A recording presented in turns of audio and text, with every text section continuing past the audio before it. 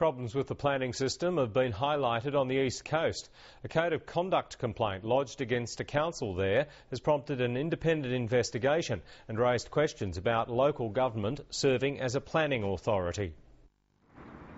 Andrew McGregor's application for a subdivision in Scamander was knocked back by the Break of Day Council in July.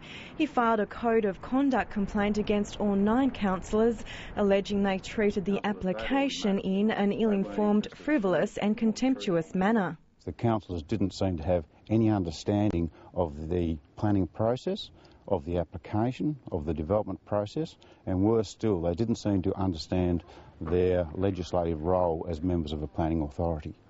The Local Government Association Standards Panel has identified a number of breaches, including a failure by some councillors to be informed about a proposal before deciding its fate. The panel has recommended councillors undergo training and spend more time considering applications. An application is a very large investment, it's tens of thousands of dollars.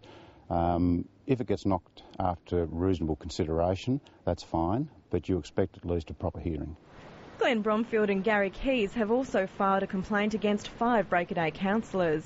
While their development was approved in October, it wasn't without considerable effort, cost and frustration. Mr Bromfield says they won't develop in Tasmania again unless the standard of local governance improves. This is a $20 million development, and you're asked to make a judgment on that maybe a week after you're elected. And I think that's a very hard ask, too hard an ask. And for developers, it's just not attractive. The Break-A-Day Council's Mayor, Robert Legg, says he won't be commenting on the matter until next Monday's council meeting, when the Standards Panel's findings will be tabled. The Minister for Local Government, Brian Green, says he's confident councillors are capable of determining planning matters with the assistance of professional planners. There's a whole range of issues that they have to address, but yes, I do have confidence.